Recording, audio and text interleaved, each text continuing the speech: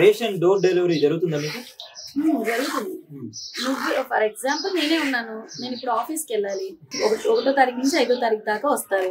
నేను ఆ 3 రోజుల్లో ఏదో ఒక రోజు ఇంట్లో ఉండి తీసుకోవాలి, లేకపోతే నాకు బియ్యం ఉండవు. రేషన్ కార్డ్ ఆ నెల ఒక 2-3 నెలలు తీసుకోలేదంటే 3rd మంత్ నాకు రేషన్ కార్డు లేకపోయాయి. అదే జరుగుతుంది. ఉన్నట్టే చెప్పాను నేను. ఇంటికైతే రేషన్ వచ్చి ఇస్తున్న మాట నిజం. వాలంటరీ వస్తున్నారు, రేషన్ వస్తుంది, మేము ఉండి తీసుకోవాలి.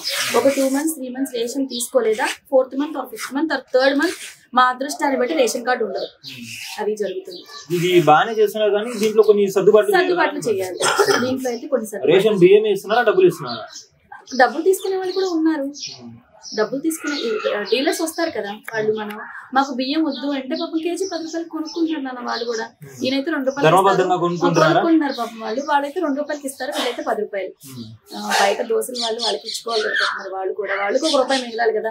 ఎలానో ఈయన శాలరీ సరిగ్గా వేయరు. సచివాలయం ఉద్యోగాలు పాపం పెళ్లిళ్ళు కూడా అవ్వట్లేదు. నిజంగా చెప్తున్నాను నేను. ఎందుకంటే సచివాలయం అంటే జగనేశ్వర పోస్టులేగా, వాళ్ళకెవరు ఇస్తారు ఇక పిల్లలు అని అడుగుతున్నారు. ఏముంది 5,000 7,000 8,000 రూపాయల శారీ, 18,000 రూపాయలు 15,000 రూపాయల శారీకి నువ్వు ఆటో డ్రైవర్ కి ఇస్తున్నావు కదా 15,000 రూపాయలు. 24,000-25,000 అలా ఇస్తున్నారే వాళ్ళకి. రీసెంట్ గా జరిగింది. ఆడికి ఒక 5 సంవత్సరాల క్రితం 25,000 వచ్చేసి ఉంటాయి పాపం. 5 సంవత్సరాలు అయిపోయింది. ఇప్పుడు మహా అయితే ఎంత వచ్చి ఉంటాయి పాపం? 30 వచ్చినాయి. 30 ఏళ్ళకి పెళ్లి చేసుకోవాలి. ఇప్పుడు శాలరీ ఎంత? 20,000 22,000 23,000 23,000 పెట్టి ఆంధ్రప్రదేశ్ లో ఒక మ్యారీడ్ పేరు బతకగలదా? సాఫ్ట్వేర్ ఉద్యోగం ఉంటేనే బతకగలరు. ఉన్నాయి కదా రియల్ ఎస్టేట్, మరి అసలు తెగ ఉంది మన ఆంధ్రప్రదేశ్ లో. జరక్కే ఉంది, పెళ్లిళ్ళు చేసుకొని జనం బాగా. ఆంధ్రప్రదేశ్ అంటే మనకి ఆంధ్రప్రదేశ్ అంటే విన్నాను నేను. పంచదార ప్యాకెట్లు మొత్తం కూడా ఉంటాయి కదా, వాటిపైన 17 రూపీస్ ఉంటుందంట, 20 రూపీస్ అమ్ముతున్నారంట. అలానే అమ్ముతున్నారా? అవును. మీరు ఎప్పుడు ఏమైనా అడిగారా? ఎవరిని అడుగుదాం? రేషన్ డీలర్ అడుగుదాం. నేను ఇప్పుడు ఇందాక నీకు డైరెక్ట్ గా అదే కదా చెప్పింది. వాళ్ళకి డబ్బులు రావాలి కదా, వాళ్ళకి ఇచ్చే జీతాలు సరిపోవట్లేదు. 2 రూపాయలు 3 రూపాయలకి ఏం అడుగుతాం లేరా బాబు అని వీళ్ళు ఊరుకుంటున్నారు. అది జరుగుతుంది. గతంలో అయితే అసలు బియ్యం ఇవ్వకపోతే తిరుగుబాటు చేసే వాళ్ళు, ఇప్పుడేమో జనాలు అసలు తిరుగుబాటు కూడా మర్చిపోయారు. బియ్యానికా ఏమంత అద్భుతంగా ఉండవు నా బియ్యం. అద్భుతంగా లేకపోయినా కూడా మన బియ్యం మనం తీసుకోవాలి కదా, కొంతమంది ఉండదు కదా. బియ్యానికి కాదు, మేము రేషన్ కార్డు ఎక్కువ ఒక మధ్య తరగతి వాడు రేషన్ కార్డు ఉండాలని ఎందుకు కోరుకుంటారు? పథకాల కోసం మాత్రమే. బియ్యానికి ఎవరు ఆశపడరు. బియ్యానికి ఆ బియ్యం గురించి అని ఎవరు ఆ రేషన్ కార్డు ఉంటే ఆ పథకం వస్తుందో ఈ పథకం కూడా కాదు నాన్న. డబ్బులు ఏ డబ్బులు వస్తాయో ఏ డబ్బులు రేషన్ కార్డు ఉంటేనే అమ్మఒడి పిల్లోడికి డబ్బులు పడతాయి. దానికోసం ఇంప్లిమెంటేషన్ ఆ రేషన్ కార్డు గురించే తప్ప వేరేది ఏమీ లేదు. ఇప్పుడు పొత్తులు కలిసాయి కదా, మహాకూటమి 3 పార్టీలు కలిసి, అవి వర్కౌట్ అవుతాయి అంటారా?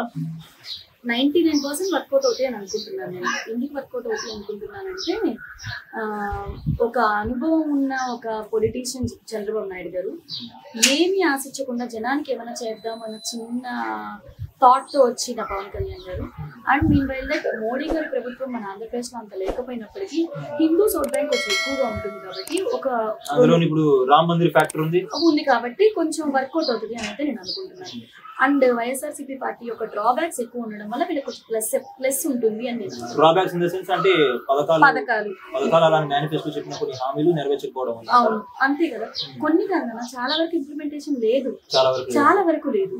జనానికి రీచ్ అవడం కొంచెం మధ్యలో. ఆయన ఫస్ట్ లో కూడా జగన్మోహన్ రెడ్డి గారు మధ్యలో ఎమ్మెల్యేని ఎంపీని మీటింగ్ పెట్టుకున్నప్పుడు మనం ఏదైతే పథకాలు చేసామో ఈ జనాల్లోకి వెళ్ళేలాగా మీరు ఇంటింటికి వెళ్ళండి ఆయన చెప్పినప్పటికీ వీళ్ళెవరూ రాలేదు. రాలేదు. ఇంటింటికి వెళ్ళి గడపకి వెళ్ళి చూడండి చెప్పండి అన్న పథకాలు ఎక్కడ కూడా రాలేదు.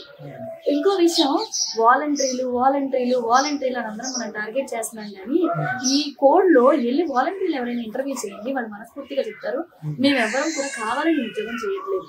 జాబ్స్ ఏమీ లేక ఇంట్లో ఖాళీగా కూర్చోలేక ఏదో వచ్చిన ఒక 5,000 పార్ట్ టైమ్ గా వస్తాయి కదా అని చేసుకుంటున్నారు తప్ప వాళ్ళకు కూడా ఇంట్రెస్ట్ ఏం లేదు నాన్న ఈ జాబ్ మీద చేసుకోవాలి అని.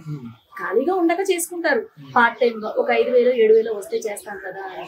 పాప నిజంగా వాళ్ళు స్వచ్ఛందంగా ఈ జాబ్ చేశారు కాబట్టి వాళ్ళకి ఏదైనా మంచి పర్మనెంట్ లేకపోతే ఒక జీవో పాస్ చేస్తే బాగుంటది అనేది నా వాళ్ళ సేవల్ని గుర్తించి ఇస్తే బాగుంటుంది. బాగా చేశారు వాళ్ళని మనం జోకేసుకున్నాం కానీ పాపం వాళ్ళు కూడా పాపం చాలా బాగానే ముందుకు తీసుకెళ్లారు గవర్నమెంట్.